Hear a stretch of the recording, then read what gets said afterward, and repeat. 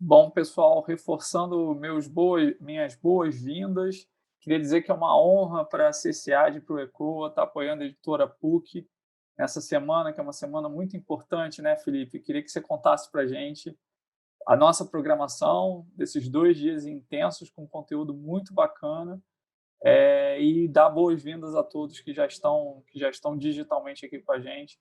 É um modelo onde a gente, por mais distante socialmente estamos próximos na troca dos pensares, nos diálogos e na troca de experiências. Felipe, boa tarde. Boa tarde, Gustavo. É uma honra também para a gente, da editora da PUC, ter essa parceria inicial aí com a ECOA, né? Que tem feito trabalho sensacional na PUC de divulgação do conteúdo científico da universidade. Nós chegamos aí a 20 anos de atividades editoriais na editora PUC Rio, e realmente é um momento de confraternizar, né? De comemorar, apesar desse contorno aí, esse contorno social complicado que nós estamos vivendo, né? Que as pessoas já estão confinadas, estão em dificuldade, muitas delas, né? Então a gente está aqui nesse momento para a gente pensou em uma programação que viesse também a casar com o momento que a gente está vivendo, né? Em que a gente está discutindo temáticas importantes de livros que nós recentemente publicamos, né? São livros, as duas programações são de livros lançados em 2019, de autores, né, que são muito, realmente, assim, o padre Leonardo Agostini é uma pessoa muito querida, tem outros livros publicados conosco, né, e esse Saúde e Espiritualidade é o primeiro título da série, foi o primeiro título da série Diálogos, que pretende, a série da editora PUC, que pretende colocar em diálogo, como o próprio nome diz, né, temas e áreas do saber acadêmico. Então, o Padre Leonardo, né, é o nosso principal conferencista, porque é nosso autor, nesse sentido, ele é o nosso principal convidado. Ele, ele é o autor do livro Saúde e Espiritualidade, ex-diretor do Departamento de Teologia, e autor de outros livros, né? Temos a honra de ter conosco o Dr. Hilton Koch, que é nosso decano do Centro de Ciências Biológicas e de Saúde, né? CCBS, da PUC Rio, e tem feito um trabalho também que a gente tem muito orgulho de acompanhar o trabalho da medicina da PUC, e que vai ser nosso colaborador aqui no debate. Dr. Hilton fez o pós-fácil da obra, né? Quer dizer, contribuiu, está lá na obra do Padre Leonardo, tem o pós-fácil do Dr. Hilton, e a Nádia Nascimento, que é doutora em saúde pública pela Fiocruz, né? É psicóloga, é gestora da área de saúde da Secretaria de Estado do Governo do Estado, né? De saúde, e é uma pessoa também que tem colaborado, já participou em outros debates com o ECOA, né? Liderados pelo ECOA, e tem aí projeto de livro conosco também, então é um prazer também receber a Nádia aqui conosco. Bom, a editora está completando esses 20 anos e a gente está proporcionando esse debate no contexto não só de marcar o aniversário da editora, né, apesar de não ser uma comemoração como realmente a gente gostaria de fazer, mas assim, é a nossa comemoração possível e muito feliz de ter essas honrosas presenças conosco, né?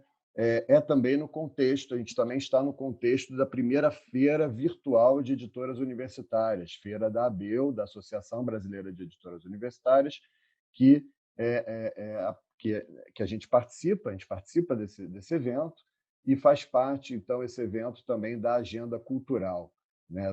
Então, vou começar agora colocando, primeiro a gente vai ouvir o Dr. Hilton, nosso decano, né? Que poderia falar um pouquinho, né, da contribuição dele no livro e começar a provocação realmente em torno dessa discussão sobre saúde e espiritualidade no contexto da pandemia. Tá? Dr. Hilton, o primeiro tópico que a gente se coloca é o seguinte, né? enfermidade e bem-estar. A fé pode ajudar? Bom, primeiro, eu queria cumprimentar todos, mesmo aqueles que eu não estou conseguindo ver aqui, mas queria agradecer ao Gustavo. Gustavo deu uma modificação no sistema bastante importante, né? Eu acho que eu estou há bastante tempo na PUC, eu acho que foi assim uma nova razão de nós trabalharmos juntos com a medicina, foi uma coisa muito agradável, muito boa. Já fizemos algumas coisas juntas, sempre com sucesso. Obrigado. Você, Felipe, eu já estava como do conselho gestor, né? E você veio mudar também. Você também é outro. E por isso que as coisas são boas, assim, de que de vez em quando, não que o outro não tenha feito, mas que, sabe, tem uma modificação, uma chegada diferente. Eu acho que a editora tomou um corpo diferente, entende? Para melhor, para bem melhor, uma divulgação melhor. E eu acho que isso aí tudo foi um progresso que a gente teve, eu sentindo como um antigo na PUC, né? Antigo. A medicina, ela é muito antiga, são desde 1953, né? Mas a gente nunca participava. Então, no momento que a gente começou a participar, teve todo esse apoio, todo esse respeito conosco, né? E ajudando no trabalho da divulgação da medicina. Então, queria deixar primeiro esse agradecimento, cumprimentos pelo seu trabalho na editora e fazendo, então, essa reunião de hoje, né, com uma pessoa queridíssima. Realmente, o padre Leonardo, ele é um sujeito absolutamente fantástico, é uma pessoa muito querida, né? Então, foi um prazer muito grande, né?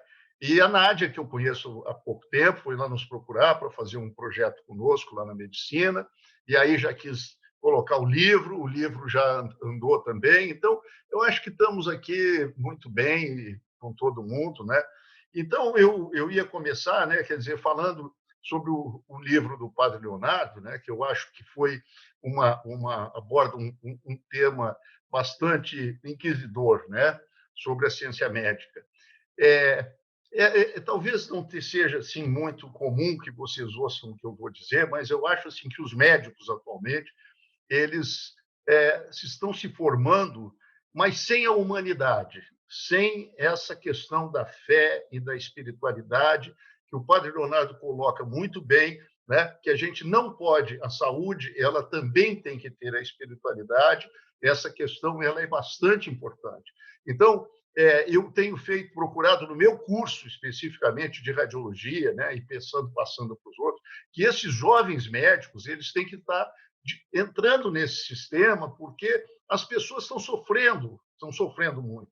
E eles tratam aquilo como, eventualmente, está fazendo uma ponte, está fazendo um trabalho de arquiteto, está fazendo uma pesquisa, mas a saúde ela depende de uma coisa mais forte, que é essa questão que a gente precisa colocar como uma coisa importante, que é o bem-estar espiritual, né? Então, eu acho que assim é fundamental para a medicina.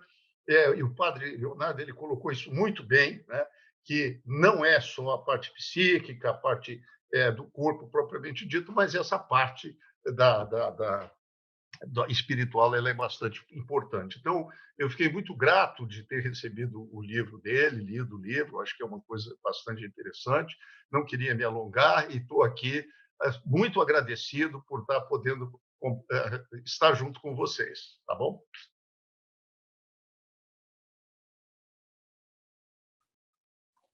Leonardo, a palavra está Então, contigo. boa tarde a todos e todas. Minha cordial saudação ao Dr. Hilton Koch, à doutora Nádia Nascimento, ao professor Felipe, responsável pela editora da PUC. Aproveito para endossar as palavras do Dr. Hilton sobre esse progresso que a gente está assistindo, que está acontecendo na editora da PUC. Na minha saudação também ao Gustavo e ao Luiz, que estão aí interagindo nesse suporte do ECOA para este evento acontecer. Evento que comemora os 20 anos, né, como você falou, Felipe, da editora PUC. E eu tenho a grata satisfação de ter entrado com o primeiro livro há 10 anos atrás, né? Sobre a Bíblia e mensagem, né? A mensagem da Bíblia. E agora também aproveito para alargar um pouco mais a minha saudação a cada uma que está participando dessa live sobre o tema saúde e espiritualidade no contexto da pandemia. E penso que, para início de conversa, seria muito oportuno considerar os dois termos empregados no título, né? Saúde e espiritualidade. Eu vou me meter aqui numa seara que não é propriamente a minha, porém, como o Dr. Hilton colocou, né, nós temos que ser cada vez mais interdisciplinares, né? Eu penso dessa maneira. E a gente sabe que até 1980, a preocupação com a saúde, ela seguia o chamado modelo biomédico. A saúde era entendida como ausência de enfermidades e doenças avaliadas e diagnosticadas, por exemplo, pelos sintomas, né? Se eu estiver errado, o doutor Hilton chega aí, já vai me corrigindo, né? E esse modelo, ele costuma ser definido como patogênese, preocupado com o que estaria, por exemplo, na origem da dor, do sofrimento físico ou psíquico, de tal modo que parece-me que a anamnese seria o procedimento considerado fundamental nesse modelo. E aqui, uma coisa que eu percebo, e doutor Hilton, doutora Nádia também me desculpem, né? E se tem algum médico aí também nos acompanhando, mas eu tenho saudade dos antigos clínicos gerais. Sabe, a gente ia numa consulta com um clínico geral, primeiro, ele botava a mão na gente, ele nos tocava e ele tinha uma preocupação muito grande em que o paciente fizesse uma anamnese, né? Conta para mim o que está acontecendo. Hoje, lamentavelmente, muitas das vezes o que a gente presencia é imediato uma prescrição de ir para a máquina, vai fazer tomografia, vai fazer radiografia, vai fazer isso, vai fazer aquilo. Bom, mas o que a gente percebe também é que nas últimas décadas, né, esse modelo vem sendo pouco a pouco substituído por um novo modelo. Se lá era o modelo da patogênese, agora a gente tem um novo modelo que eles estão denominando de salutogênese, porque se preocupa com as fontes da saúde. Isto é, como gerar, como proporcionar nas pessoas a saúde integral. Isto é, o equilíbrio. Essa palavra para mim é muito importante. O equilíbrio físico, psíquico, emocional, social e espiritual, né? Acredito que dessa definição de saúde resulta, então, aquela noção que a gente chama de bem-estar, né? Verificada, então, no caso, não só pela anamnese dos sintomas, mas pela interdependência integral dessas dimensões humanas, né? Então, seria muito bom se, de repente, o nosso médico, ele também fosse um homem e uma mulher de grande espiritualidade, né? Para interagir também, porque este elemento espiritual, como a gente vai ver, ele pode ser uma das causas das enfermidades e das doenças, né? E aqui eu chamo em pauta um grande homem do 4º século. A gente chama ele de São Gregório de Nissa. E numa das suas pregações, provavelmente uma homilia, alguma coisa assim, ele disse: na vida humana, a saúde do corpo é coisa boa. Mas mas o que torna feliz não é saber em que consiste a saúde, mas viver com saúde. Com efeito, se alguém muito entretido em elogiar a saúde, olha o que ele diz: toma alimentos que causam maus humores e doenças, de que lhe aproveitam quando fica doente os louvores à saúde? Interessante ele falar de tomar alimentos que causam maus humores e doenças. Eu não quero restringir, mas, de certa forma, o ser humano é o que ele come e o que ele bebe. De certa forma, não vamos generalizar, né? Mas tem a sua validade. Agora, quanto ao substantivo espiritualidade, deve-se reconhecer que funciona como uma espécie de guarda-chuva pois cada corrente religiosa daria a sua definição de espiritualidade, não é?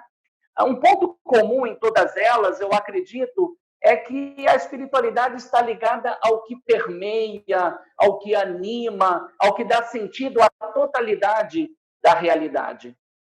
E, de maneira particular, para o cristianismo, a espiritualidade é a vida segundo o Espírito de Deus, não é? Cuja missão é gerar e formar o ser humano em Jesus Cristo. Essa seria a definição de espiritualidade para o cristianismo. Agora, como o professor Felipe provocou aí, né, como primeiro tópico, e o doutor Hilton fez as suas considerações iniciais, subjaz uma pergunta, né? Enfermidade e bem-estar, a fé pode ajudar? Esse é o primeiro capítulo do livro. Serve assim de fundamento para tudo aquilo que vai ser colocado. Eu diria que viver, sem dúvida alguma, é o ideal do ser humano, mas viver com dignidade e saúde é o anseio de cada pessoa que ama e valoriza a própria existência.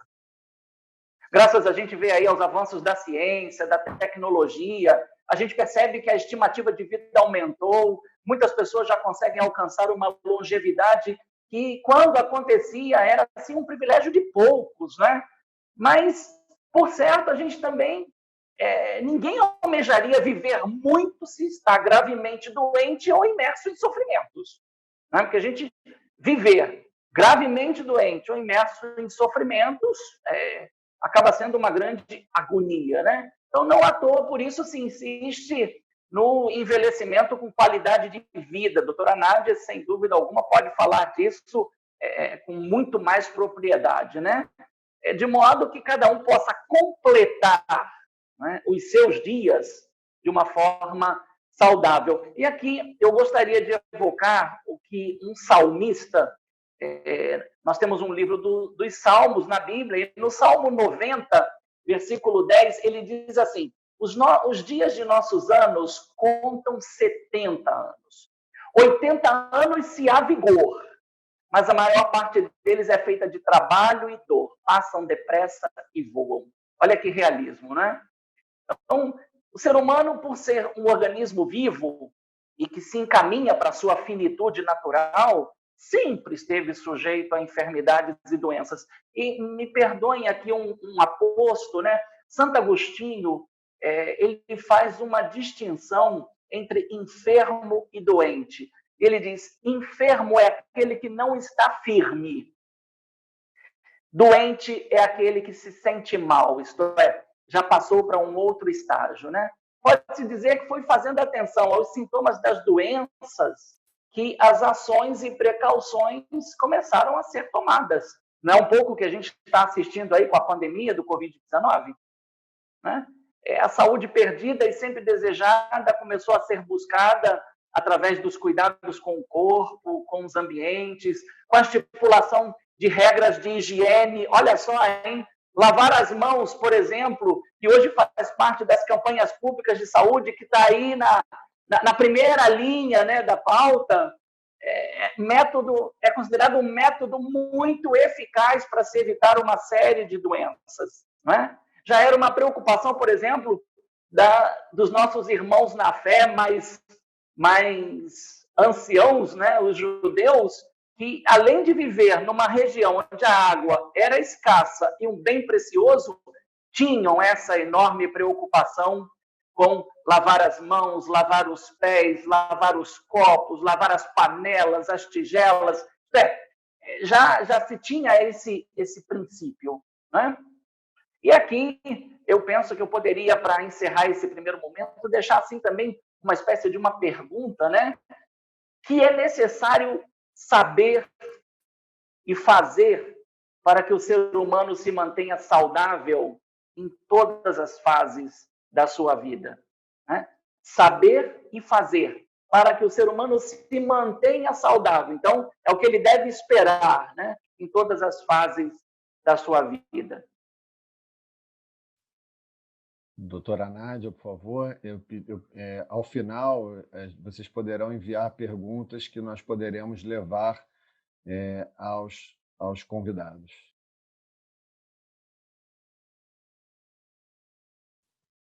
O áudio, doutor.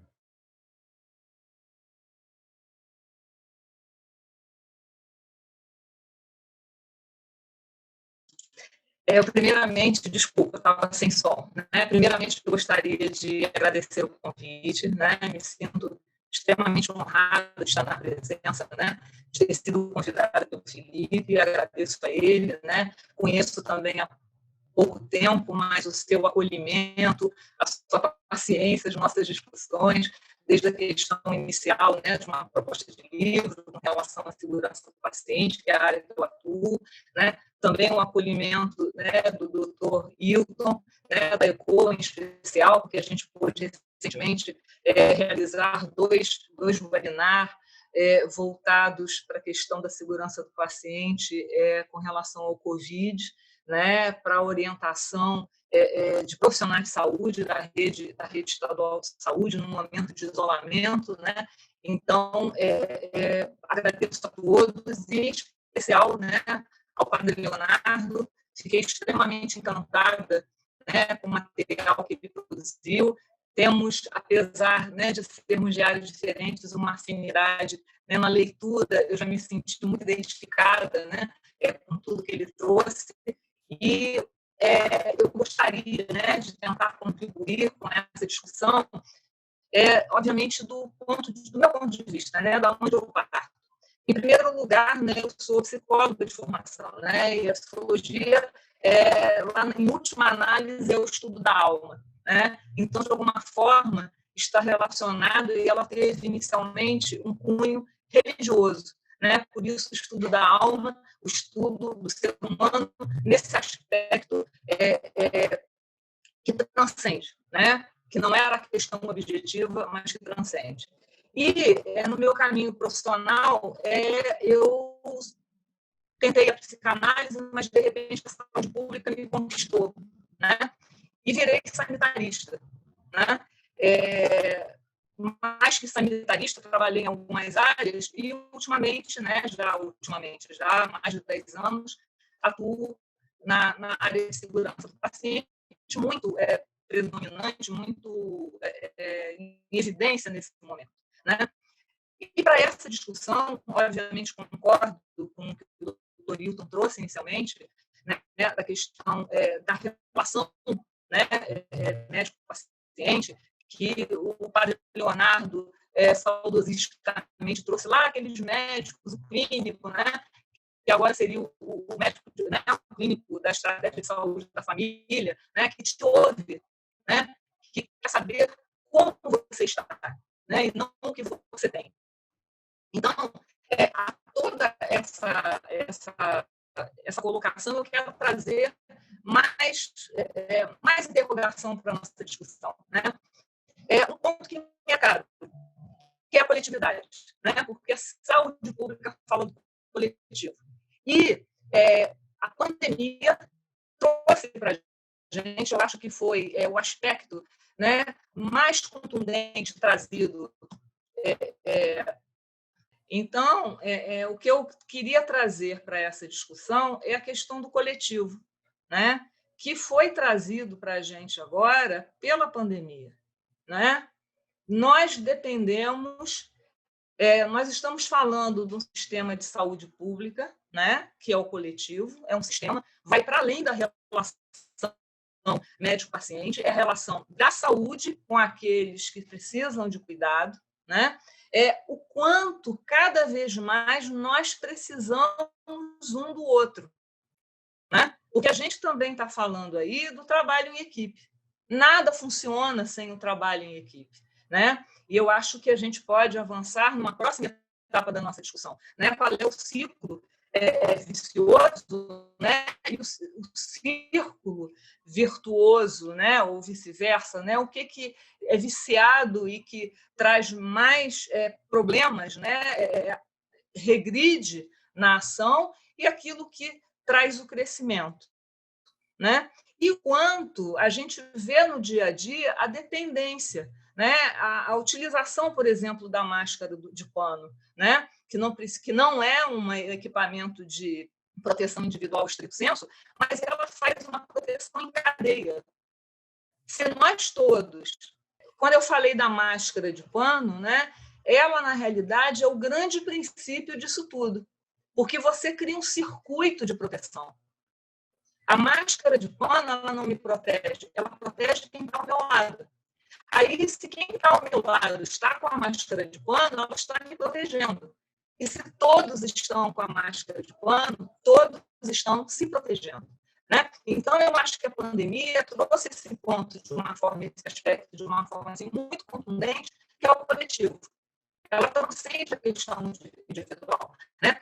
Uma frase trazida numa conversa anterior, né, pelo padre Leonardo, que é a questão da dignidade da pessoa humana. Eu gostei muito, né, quando o padre Leonardo trouxe esse termo, né, porque ele é totalmente espiritualidade, né? É o outro, é alteridade, né? Então, o que eu gostaria de acrescentar nesse início de conversa seria justamente a questão da coletividade, não só a relação pessoa a pessoa, né? Mas essa relação coletiva, né, que a própria pandemia trouxe. Posso passar para o Padre Leonardo? Padre Leonardo? Então, eu gostaria de voltar àquela questão que eu deixei, né? Que é necessário saber e fazer para que o ser humano se mantenha saudável em todas as fases da sua vida, né? Eu colocaria 3 pontos. Em primeiro lugar, é importante reconhecer que a saúde tem a ver com equilíbrio. Volto a essa palavra, para mim ela é muito importante. O equilíbrio psicossomático, sem o qual não acontece a manutenção do bom funcionamento do organismo. De tal modo que ser saudável é empenhar-se dia a dia para que haja uma simbiose entre o corporal, o psíquico, o espiritual e, sem dúvida alguma, como a doutora Nádia colocou, com o coletivo, né? Uma correta busca pela saúde deve levar em conta a correta atenção por cada uma dessas 3 dimensões, criando aquilo que a gente chama de hábitos salutares que sejam integrados, né? Vale lembrar aqui aquele modo de viver dos monges, né? Orat et labor, trabalhar e acompanhar o trabalho com a oração, com a espiritualidade. De modo que, se a gente encontrar uma negligência em uma dessas dimensões, seja a corporal, a psíquica, a espiritual, vamos ter, sim, uma perda de saúde e pode provocar uma série de enfermidades e doenças, porque vai afetar o equilíbrio psicossomático, né?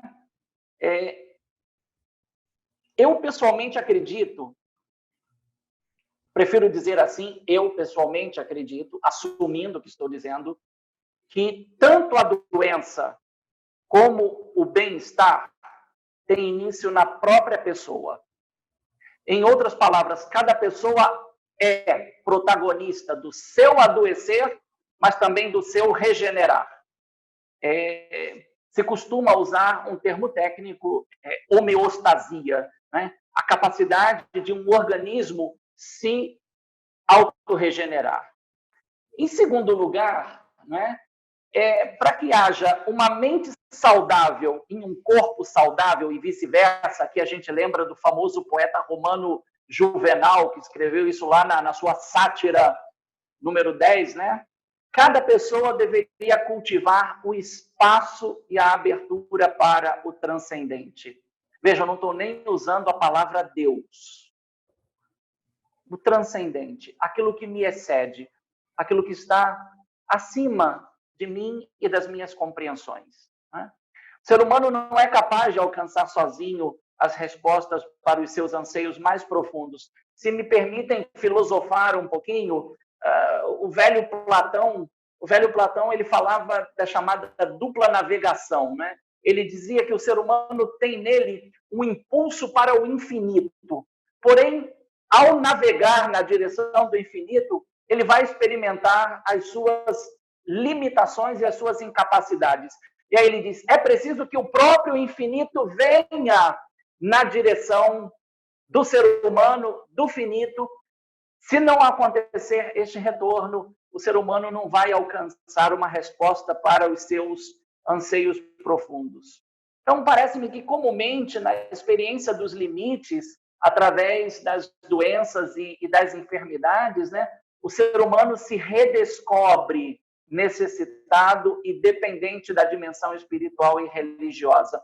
É muito comum a gente encontrar no nosso meio, né, religioso algo que é dito da seguinte maneira: Deus é o melhor pescador que existe do ser humano, né?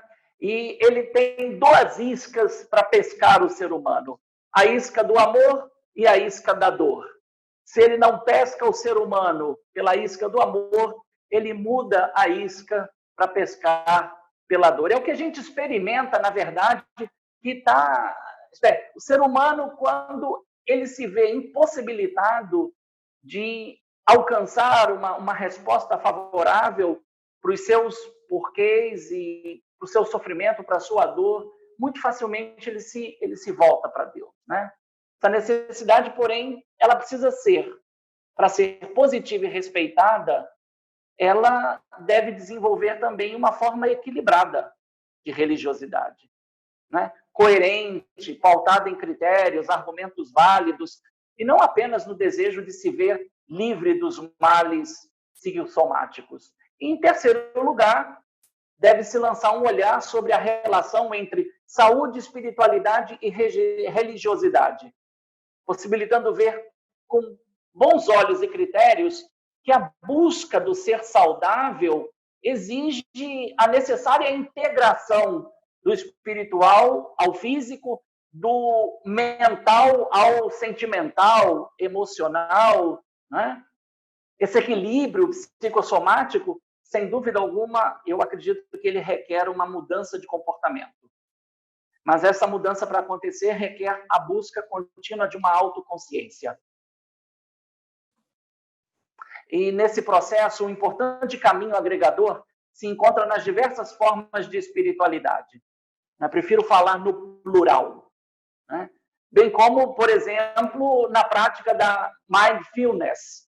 A PUC, inclusive, ela tem um curso, ela oferece um curso de extensão sobre a orientação do professor Jorge Biolchini, e, segundo Emiliano Marino e Andrea Marino, que tem um livro publicado por Paulinas, de 2018, eles definem mindfulness assim: é uma estratégia e, ao mesmo tempo, uma conduta de vida que tem o objetivo de nos ajudar a entrar em contato no aqui e agora, sem julgamentos, mas com aceitação e acolhimento com a experiência que estamos tendo, qualquer que seja, hein? Atenção, qualquer que seja, boa ou desagradável, de nós mesmos, dos outros, de algo animado ou inanimado. Então, concluo essa fala dizendo que a prática da espiritualidade, ela ajuda, sim, o ser humano a aceitar os limites pessoais,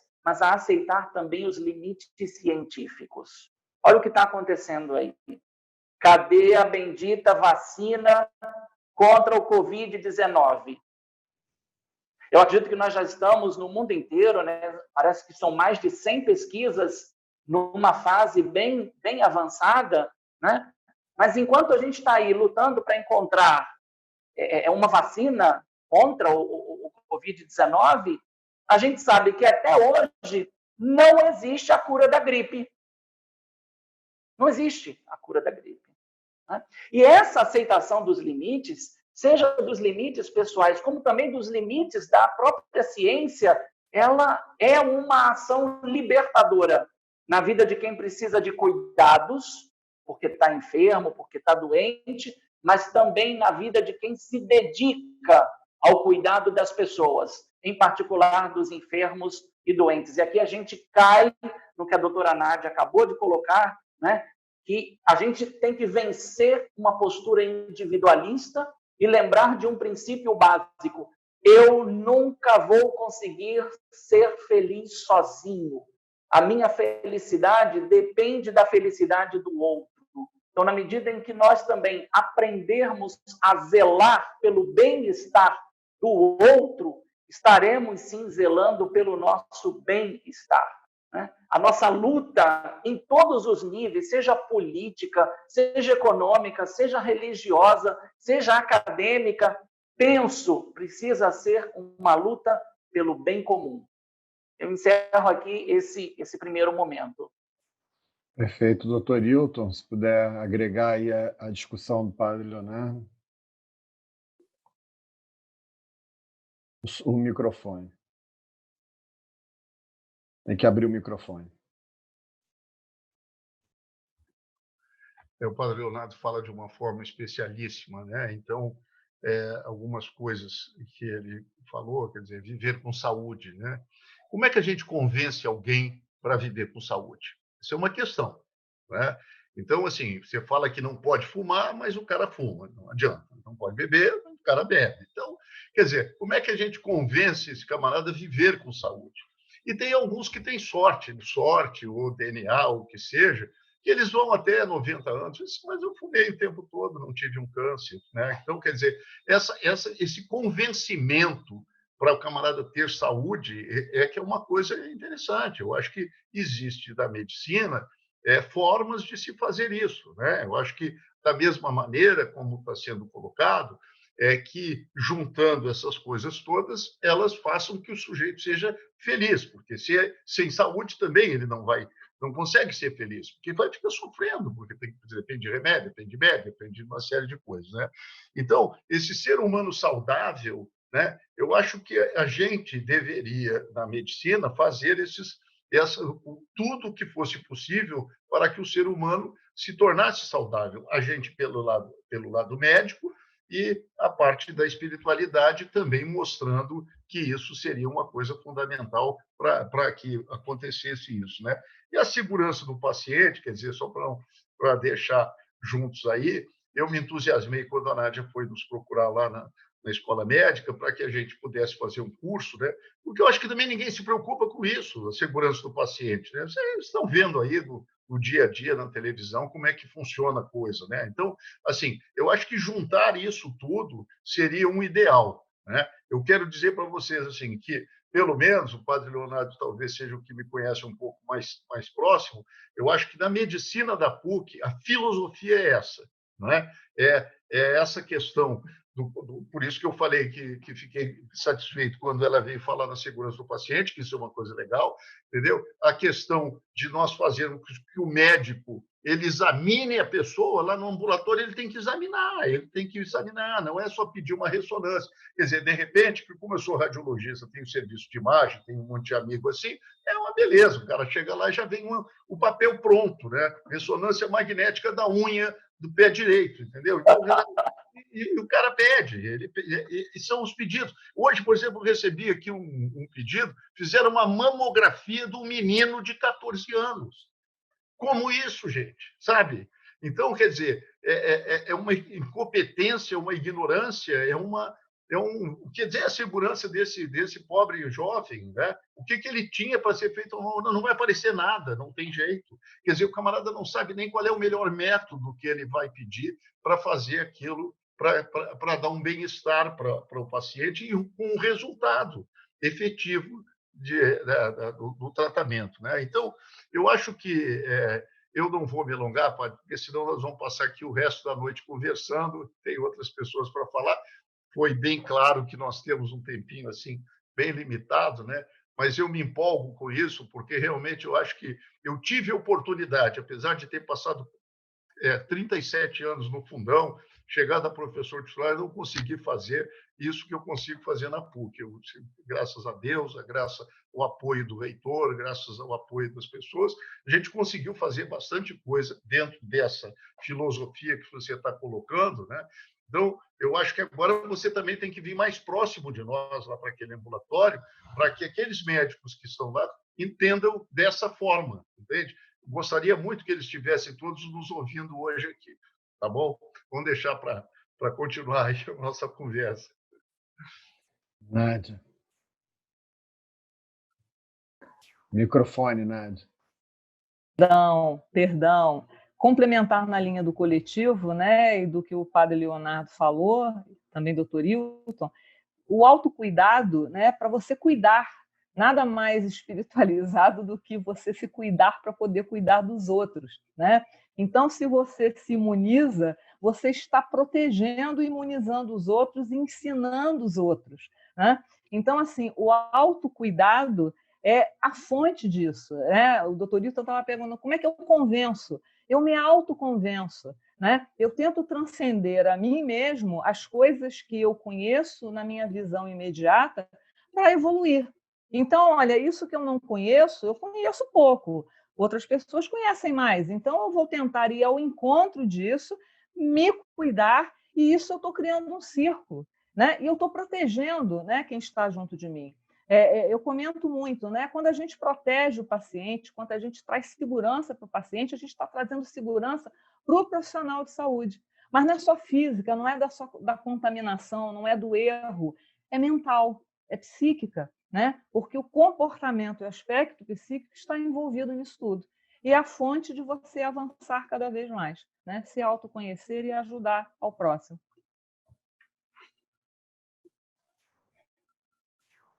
Leonardo. Estão aparecendo várias mensagens, né, de congratulação pelo evento, então me deixa aproveitar esse momento só para dizer assim, um muito obrigado pelo carinho e pelo apoio, né, que as pessoas aí estão manifestando. É muito gostoso a gente perceber essa interação.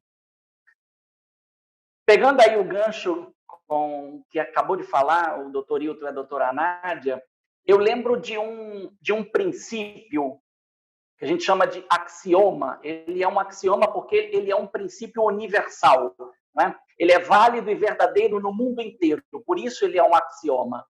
O agir segue o ser, né? E eu costumo traduzir o agir segue o ser de uma outra maneira. O conhecimento determina o comportamento. Então, é aqui que eu entro no segundo tópico, né, da nossa conversa, que está aí diante de nós, né? Como lidar com as adversidades. E o ponto de partida é uma constatação irrefutável. Nenhum ser humano ele vive sem experimentar algum tipo de adversidade. E, basicamente, podem provir de 3 naturezas. Olha que interessante. Natureza material ou física, natureza psíquica ou mental, e a terceira, a natureza espiritual. Considerando a natureza, então, dessas adversidades, percebe-se que as causas elas podem ser externas ou internas. E diante disso, né, deve-se colocar uma questão, eu considero uma questão fundamental. Como cada pessoa pode, deve ou busca se posicionar diante das adversidades. Como cada pessoa, repito, pode, deve ou busca se posicionar diante das adversidades. Então, sou eu e cada pessoa que está aqui conosco que tem que procurar resposta. Ninguém pode dar essa resposta por mim. Eu não posso dar essa resposta por ninguém, né? Agora, diante de uma situação adversa, sem dúvida alguma, cada pessoa se percebe capaz ou incapaz de se posicionar diante dessa adversidade. É a razão pela qual uma pessoa vai fugir da adversidade ou vai enfrentar a adversidade com coragem e sem medos. Agora, esses sem medos aqui, não é eu vou me expor ao perigo. Não. Requer prudência, requer cautela, requer autodomínio, requer sobriedade, né? Porque uma pessoa, uma certeza positiva interior alenta a sua vida e fortalece o dinamismo de suas ações e reações, né? E, não obstante isso, todos nós somos conscientes e sabedores de que nenhum de nós nunca estará sempre totalmente pronto para lidar com as adversidades. A prova é o Covid-19. Chegou e o mundo não sabia o que fazer com essa situação. Agora, existe um dado positivo e elementar da história e da evolução da humanidade que tem que ser considerado, não é? Sem as adversidades, o ser humano nunca teria se desenvolvido e criado, por exemplo, os anticorpos, que lhe proporcionam sobreviver às investidas de numerosos vírus e bactérias. Eu acredito que essa compreensão talvez esteja um pouco na base daquilo que alguns líderes, né, logo no início, começaram aí dizendo que vamos esperar a imunização do rebanho, né? E a gente viu que a coisa não deu muito certo. Agora, não à toa se insiste que quanto mais forte estiver o sistema imunológico de uma pessoa, melhor ela será capaz de enfrentar essas investidas e adversidades. Agora, o sistema imunológico físico depende do físico, do psíquico, do mental, do emocional, do espiritual. Se a adversidade é geradora de crise, né, essa crise vai ser encarada por uma pessoa como uma ameaça, um perigo, ou como uma oportunidade, um desafio. Eu, pessoalmente, gosto, me empenho, não consigo sempre, mas me empenho. Quando estou diante de uma crise, diante de uma adversidade, pensar sempre que eu estou diante de uma grande oportunidade na minha vida. Uma oportunidade para eu me descobrir melhor, uma oportunidade para eu me conhecer melhor, uma oportunidade para eu aprender e avançar um pouco mais. Eu acredito que a humanidade, né, não obstante, a gente aí há 100 anos atrás teve a famosa gripe espanhola, mas naquela época nós não tínhamos os meios de comunicação social que nós temos hoje e a velocidade com que as informações circulam, né? Eu diria que nós somos privilegiados por estarmos passando por esta situação com todos os seus desdobramentos e consequências negativos, e seria absurdo se a humanidade passasse por essa situação e não mudasse, não melhorasse, não desse um passo a mais no seu crescimento pessoal. Então, diante desse quadro todo, acho que vale a pena, acredito que vale a pena a gente falar da dinâmica da resiliência, enquanto capacidade de regeneração psicossomática. Ela é uma estratégia essencial na vida do ser humano, mas ela não se desenvolve sozinha. Requer que cada pessoa se aplique de uma forma particular e que tenha disciplina. Opa, aqui pega. Disciplina. Né? Se tem uma coisa que, a meu ver, hoje nós estamos carentes de disciplina. Onde não existe disciplina, não acontecerá autoajuda. Atenção, autoajuda. É mais fácil eu buscar ajuda no outro do que eu parar e pensar que muitas vezes, como disse, se o princípio da doença está em mim, então o princípio da regeneração também, de certa forma, está em mim. Antes de buscar uma ajuda fora de mim, eu deveria buscar essa ajuda em mim, suportando as circunstâncias, suportando os momentos de fraquezas, suportando o desconforto. Todos nós estamos desconfortáveis e talvez esse seja o grande ponto, né? Essa reclusão social, ela está mexendo tanto no nosso conforto, o conforto dos nossos hábitos não saudáveis que a gente gosta tanto e quer manter, né? Então, para encerrar esse bloco, eu diria que, diante das adversidades e das crises, eu acredito que são pertinentes e continuam válidas as 3 perguntas que orientavam o pensamento filosófico de Immanuel Kant. Que devo saber? Conhecimento. Que devo fazer? Comportamento.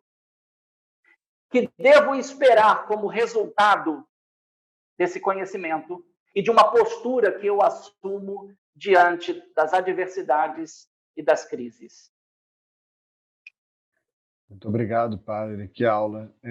Nádia, eu acho que você tem que contribuir sobre essa questão dessas posturas, né? O que você poderia falar? Que posturas devemos ter você que está vendo isso de um outro ângulo, né? Do ângulo de dentro da Secretaria Estadual, como gestora de saúde. Tá. Olha, Estamos. novamente, eu vou apelar, né, para a questão da coletividade, né, e das buscas, né, que é trazido aí pelo Padre Leonardo. Qual a escolha que a gente faz, né? Então, a escolha, né, é de querer se ultrapassar, né? É de querer crescer. E, nesse caminho, a gente tem o aprendizado com as diferenças, que é algo prazeroso, que suplanta a questão do sofrimento, né? Porque o conhecimento também traz prazer, né? Você perceber que tem a capacidade de enfrentar novas situações, esse é o prazer que suplanta o sofrimento, né? Então, se testar, se dar força, ser mais íntegro no sentido, desculpa o termo, né, ontológico, né, no sentido do ser. Eu sou mais forte, eu sou mais íntegro, eu consigo avançar mais. E aí a gente esbarra na questão da resiliência e outras coisas que foram trazidas, né? E isso diríamos psiquicamente que é um amadurecimento. Né? Nessa conversa me fez lembrar, né, Pichon Rivière, que ele diz que é na fricção dos corpos que se burila o indivíduo, né? A lima, né? As pedras, para ficarem preciosas, elas precisam sofrer um polimento, né? Raspar a sua superfície áspera. Mas, infelizmente, às vezes, nós não temos esse autoconhecimento, essa busca, e a gente vai para a repetição. Para a repetição, que também foi trazida aqui, na culpabilização e na responsabilização do outro, né? Porque aí estamos frágeis, não percebemos a nossa força ainda, não as conhecemos ainda, né? E aí, por não conhecer, a gente atribui, né, ao outro a responsabilidade e, obviamente, se não deu certo, a falha, né? Em termos de saúde, eu sou profundamente crente na questão da equipe, do grupo, do conjunto, né? A soma das diferenças, o aprendizado constante, né? E essa realidade que a gente está vivendo, a gente vê equipes, né, que, como dizem no vulgar, que tiram leite de pedra, né? Que suplantam situações muito adversas com a criatividade, com o seu desejo de transformar, né? E crescimento. Né? E você vê equipes que, com poucos recursos, né? Como a gente brinca, dá nó d'água, e outros que, às vezes, ficam presos, né? Presos no instrumental, presos na tecnologia. Olha, eu não tenho isso, por isso eu não posso fazer aquilo. Né? Então, a gente vê aquele que consegue buscar recursos em si mesmo, ele cria. Né? A gente teve uma palestra muito interessante, um webinar que foi pela ECOA, trazido pela doutora Cláudia Mello, falando do plano de contingência, né, com relação à segurança do paciente. Então, ela disse coisas muito importantes. No momento de crise, né, e olha que psicólogo adora uma crise, né? No momento de crise, né, nós temos que olhar o que é o essencial, o que é a essência, o que não pode se perder. Algumas coisas ficam acessórias, né? Como conforto, né? Eu poder ir lá no meu cinema, isso virou acessório. Qual é o fundamental? Qual é o essencial? Né? Então, o momento de crise, né, e o contingenciamento faz com que a gente busque o que é o essencial. Agora, concordo, né, com o padre Leonardo, que isso é uma busca interna, que pode ser, digamos, somada no coletivo, ela pode ser potencializada, eu acho que talvez a palavra mais adequada seja essa, né? Porque é a soma das diferenças. Né? E é pensar no outro, é alteridade também. Né? Então, eu acho que essa conjugação. Temos os dois lados. Aqueles que têm muito de nada fazem porque estão fechados em si, aqueles que às vezes têm pouco recurso, mas têm muito recurso interno e conseguem avançar. Isso pode ser no sistema público, isso pode ser no sistema privado, isso pode ser dentro da nossa residência, na nossa família. Né? Eu acho que isso engloba tudo. Bom, obrigado, Nádia. Estão chegando perguntas aqui, né? Já chegaram algumas há algum tempo e a gente não tinha ainda dado espaço a elas, né? Então, queria colocar aí para vocês, se vocês puderem nos ajudar a responder um pouquinho. Se você me permite, Felipe, claro. eu gostaria apenas de fechar e, quem sabe, Claro. é bem curtinho, né? Não, pode, claro. Eu acredito que muitos viram aquele famoso filme Os 300 de Esparta. E eu acredito que nós precisamos ser espartanos.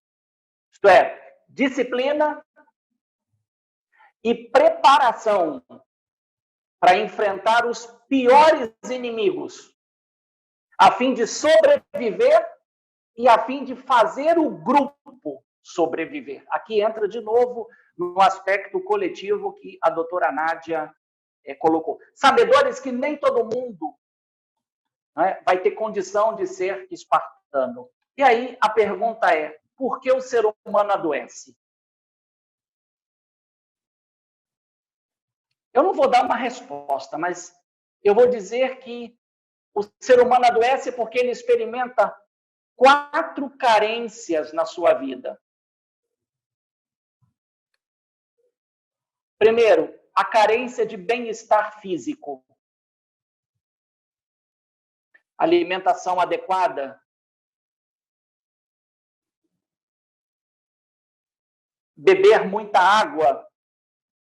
A maioria de nós não toma 3,5 litros de água por dia. Não hidrata o corpo como deve ser hidratado. Então, a primeira é carência de bem-estar físico. Segundo, carência de bem-estar psíquico. A nossa mente também se alimenta, ela se alimenta daquilo que a gente ouve, ela se alimenta daquilo que a gente vê. E, na maioria das vezes, se eu não ouço boa música, se eu não vejo filmes que edificam e tantas outras coisas que desdobram daí, não é? Eu facilmente estou alimentando a minha psique e dando à minha psique carências. Terceiro, a carência de bem-estar familiar, social e eclesial. Aqui entra o coletivo de novo, que a doutora Nádia está insistindo tanto. Né? Carência de bem-estar coletivo. E a quarta, a carência de bem-estar espiritual. E com isso, o que eu quero dizer? Que o nosso ponto de partida é o nosso ponto de chegada.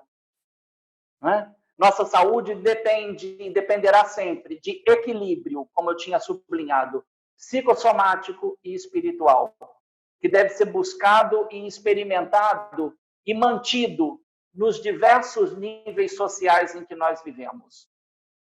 Então, eu só queria deixar essa pergunta, por que adoecemos, e jogar aí, né, essas 4 carências. A carência de bem-estar físico, a carência de bem-estar psíquico, a carência de bem-estar coletivo e a carência de bem-estar espiritual.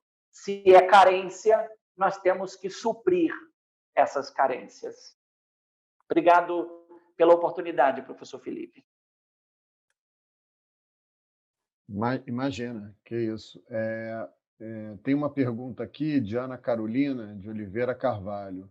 Como aceitar nossos limites sem sofrimento? Impossível. Foi impulsivo, desculpa. Não, fala. É impossível, faz parte da natureza a nossa limitação, a nossa finitude. Eu acredito que o primeiro passo para uma resposta é aceitar os meus limites, aceitar que eu sou destinado, vou colocar essa palavra não muito devida, não é? À morte. E se a morte é a coisa mais certa da minha vida, eu acredito que ninguém, não é? Ninguém vai vai deixar de experimentar, né, esta realidade. É bem verdade que a Sagrada Escritura fala que num determinado momento alguns vão ser arrebatados, mas eu não sei se eu vou ser arrebatado. Então eu sei que eu sou um ser para a morte. Então eu tenho que me preparar para este momento. E por quê?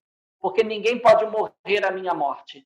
Eu serei o único sujeito desta ação. Só eu posso morrer. Ninguém pode morrer no meu lugar.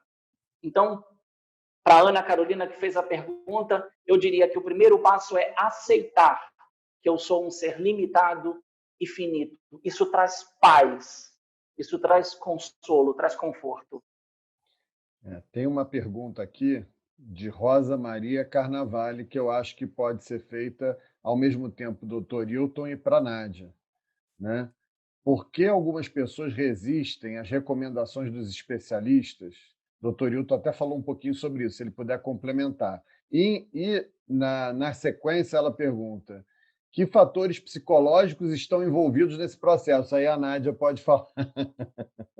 Então, seria um pouco, Dr. Hilton, por que as pessoas resistem às orientações dos especialistas, na sua opinião? Eu não sei te dizer. Realmente é uma pergunta, sabe, é tão incrível isso, né, de que a gente lida com essa questão de informar as pessoas.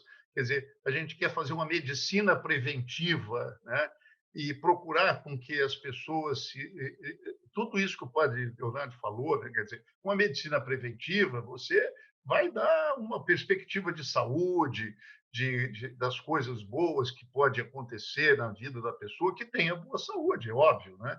Então, mas é uma resistência muito difícil da gente compreender. Na própria família da gente, você vê assim, às vezes você diz uma coisa para alguém e que tal, ele, sabe, não se importa com aquilo, não dá importância para aquilo. Eu acho que assim é muito difícil. Assim, da mesma forma que eu tinha vontade de perguntar ao padre Leonardo, assim, como é que a gente faz para que as pessoas tenham espiritualidade? Como é que a gente vai fazer isso? Para que elas se introduzam de viver dentro desse sistema como um todo. A gente fala bastante, a gente fala que bonito, tá, mas como é que nós vamos fazer isso acontecer na realidade? Né? Eu acho que assim, a medicina preventiva, dizer que o camarada precisa fazer isso, fazer aquilo, aquele outro, é um projeto que está em expansão. O problema é que as pessoas respeitem isso. Você vê agora, né? Agora mesmo, né? Com essa coisa, precisa usar máscara. Você anda na rua hoje andei na rua, 50% das pessoas ou mais não andam de máscara, não é? Aquele atulhamento de gente no ônibus, no metrô, em todos os lugares. Então, o que adianta ficar todo dia dizendo que morreu 64 mil pessoas, que morrem, que a doença é grave? Né? Então, é muito difícil, é muito difícil. Vamos deixar que a Nádia, de repente, ela resolva essa questão. Os fatores psicológicos.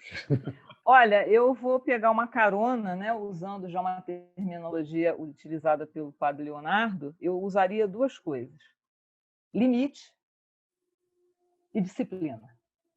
Tá? Primeiro, a grande dificuldade de nós aceitarmos os nossos limites. Mas feliz, como ele já disse, é quando aceitamos, temos o autoconhecimento de que somos finitos e de que temos limites. Somos diferentes, não somos melhores, só somos diferentes. Então, né, recentemente no almoço, né, uma menina, né, atendendo, disse que simplesmente, né, quando foi questionada sobre o uso de máscara, ela achou, quando se foi solicitado que ela usasse máscara, ela estava num lugar de trabalho, e ela disse que ela se sentiu atacada. Por quê? Porque ela não usa, ninguém na família dela não pegou Covid, a família não pegou, a mãe não pegou. É como se, né, é uma resistência aos limites, é uma resistência a conhecer, né, a se dar conta de que somos falíveis. Isso, por acaso, não aconteceu com a gente agora, mas pode acontecer. Né? E também a dificuldade né, de ter um amadurecimento, de poder ver a médio prazo, né? E aí isso está ligado à disciplina. Só tem disciplina a pessoa que quer alcançar e reconhece que nós não somos, né? Nós temos um futuro. Ele é incerto, não temos controle sobre ele, e talvez por isso viver um momento imediato, né? Mas que a gente pode ir trilhando dentro dessa nossa realidade e conseguir pensar em médio prazo, né? Por isso estudamos, a gente falou do conhecimento, né? Por isso acreditamos que podemos adoecer, por isso aceitamos que, se a gente for disciplinado e puder comer mais adequadamente, né? Se a gente higienizar as mãos, já que estamos falando de Covid, se a gente utilizar as máscaras, se a gente manter uma distância de 1,5 metro, né? E eu queria só somar para não também, apesar de que a base disso também é o indivíduo, voltar a um ponto que o padre Leonardo falou, né, da questão da dignidade da pessoa humana e a questão física, né? Muitas das questões físicas estão para além do nosso cuidado, né? Digamos, leis, regras, sistemas, que obviamente nós interferimos nisso através de ações sociais, mas que eles ditam em algum momento, né, que eles nos facilitam a vida ou nos prejudicam a vida, né? Se a gente não tem uma proteção de uma forma, né, que você possa ter um transporte coletivo com o menor número de pessoas, né? Isso independe um pouco da gente. A gente tenta se adaptar, a gente tenta, mas tem o caráter humano, aí eu volto novamente. Tem o caráter social e o caráter coletivo. Agora, limites, nós temos muita dificuldade de lidar com os limites. E aí a gente tem muita dificuldade de aceitar as orientações que nos dão e que, com certos sacrifícios, a gente vai mais longe. Eu acho que é crucial isso, o limite. Obrigado, Nádia. Temos duas pessoas aqui que levantaram a mão e nós vamos dar a voz a duas pessoas do público. Paulo Albuquerque tinha levantado a mão, se o Gustavo puder me ajudar para colocar alguma questão. A gente tem pouco tempo pela frente, pediria que os palestrantes respondessem rapidamente, né? Por favor, Paulo, se puder. Boa tarde a todos, não sei se me ouvem bem. Sim, estamos ouvindo. Prazer. Okay. O prazer é todo meu. Eu sou muito grato por poder estar escutando o padre Leonardo e todos os participantes dessa live. Tema pertinente, um tema que me aguça muito a buscar respostas. Eu queria apenas tentar conectar duas falas, uma que tem a ver com a fala da doutora psicóloga e do padre Leonardo. O padre Leonardo, em algum momento, ele disse para a gente, ele diz que o homem ele é tanto protagonista do seu adoecimento quanto da sua saúde. E isso nos remete, abre aspas, a uma questão da importância do indivíduo. Então, o indivíduo, o sujeito, né, uma palavra da psicanálise, ele é o protagonista do adoecer e do bem-estar. Por outro lado, a doutora Nádia resgata aí a questão da coletividade, né? Então, como é que a gente pode articular isso, já que, por exemplo, um indivíduo ele pode fazer parte de um sistema familiar, e aí eu me coloco na perspectiva do pensamento sistêmico, né, na teoria geral dos sistemas. Como é que a gente articula esse indivíduo que é protagonista do seu bem-estar e saúde e que, ao mesmo tempo, não pode ser desconectado do seu sistema, seja sistema familiar, sistema eclesial, né, sistema qualquer que seja ele. Então, essa é a minha não sei se me fiz claro. Muito obrigado. Padre Leonardo, poderia responder para a gente? Sim, então, Paulo, muito obrigado pela sua colocação, muito pertinente, e eu vou me valer do apóstolo Paulo, onde ele diz que nós somos um corpo que temos muitos membros. Então, se um dedinho sofre, o corpo todo sofre, né? Então, nós temos que buscar uma interação muito grande entre o individual e o coletivo. Não se excluem, se completam, eu penso. Muito obrigado, padre. Muito obrigado, Paulo Albuquerque, pela colocação. Eliane Lacerda também pediu para falar. Pediria só para se puder formular rapidamente, porque a gente está esgotando o tempo. Agradeço.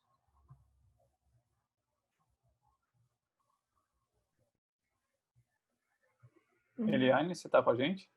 Oi? Não, eu estou vendo se ela... Não. Bom, então, vamos às despedidas?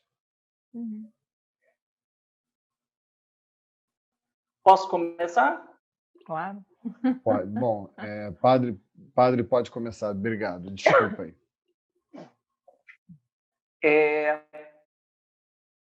Eu aprendi que não é sensato discutir competências.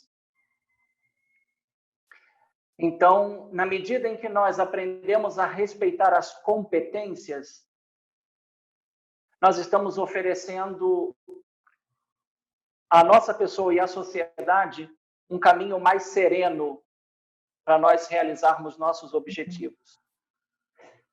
Dr. Hilton deixou uma pergunta: como incutir espiritualidade nas pessoas? E alguém aí também fez uma pergunta escrita dizendo como ajudar os filhos a ter bons hábitos. Eu acredito que as duas coisas se encaixam e eu, pessoalmente, acredito que o caminho mais eficaz é o do testemunho válido. Porque, diante de fatos, não há argumentos. Nós, muitas vezes, podemos dizer que é bom fazer, mas se a gente não faz, então o nosso testemunho não é válido. E fica aqui a minha enorme gratidão pelo convite que me foi feito para estar ao lado do Dr. Hilton, da doutora Nádia, com a presença aí do Gustavo e do Felipe. Muito, muito obrigado por esse momento tão gostoso que vocês dois proporcionaram para mim e, com certeza, né, Felipe e o Gustavo aí dando todo esse suporte, fazendo esta live acontecer. Prazer é todo nosso. Tenho certeza que assim todo o público que acompanhou, né, está muito satisfeito. Muito obrigado, padre, por essa aula. Eu passo para a Nádia, depois o Dr. Hilton fecha, né, com chave de ouro, o nosso time de comentaristas, de convidados. E, em seguida, a gente vai às considerações finais aqui da parceria Editora PUC-Rio ECOA. Tá. Eu começo agradecendo. Foi extremamente prazeroso, foi uma boa conversa, uma boa troca de ideias, né? E eu gostaria de fechar também com uma fala, né? Eu acho que misturando o que o Dr. Hilton falou, como ensinar, né? E eu acho que essa dica começou a ser dada pelo Padre Leonardo, né? A autoavaliação, ela prescinde, né? Ela não necessita do julgamento. A partir do momento que a gente possa se olhar sem se julgar, sem se martirizar, sem se culpar, né? Que é um dos princípios da segurança do paciente, é olhar com tranquilidade para o erro e aprender com ele, sem julgamento, né? Então a gente se julga muito e aí a gente fica querendo fazer um ping-pong de culpas, né? Sem julgamento, somos assim, limitados, né?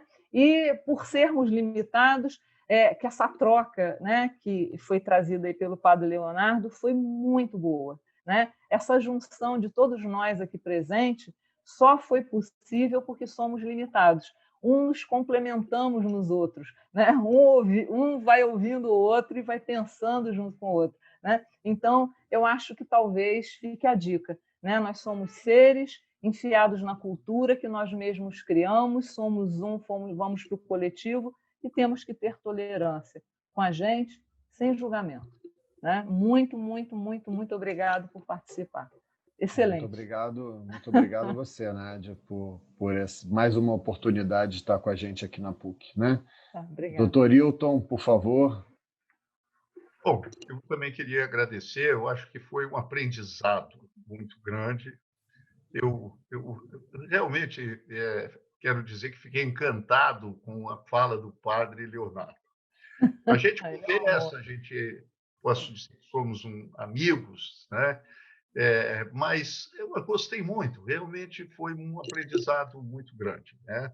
A Nádia, a gente ainda tem um progresso de trabalho forte pela frente, eu acho que agora, ela vindo lá para a escola médica, a gente vai ter uma proximidade maior, né? Mas eu queria, veja, eu acho que o padre poderia vir lá para a escola médica também. Agora, não tem dúvida. A gente vai combinar, né, para fazer alguma coisa, padre. Eu acho que sim. Das minhas limitações, hein, como a doutora Nádia colocou. Depois dessa beleza toda.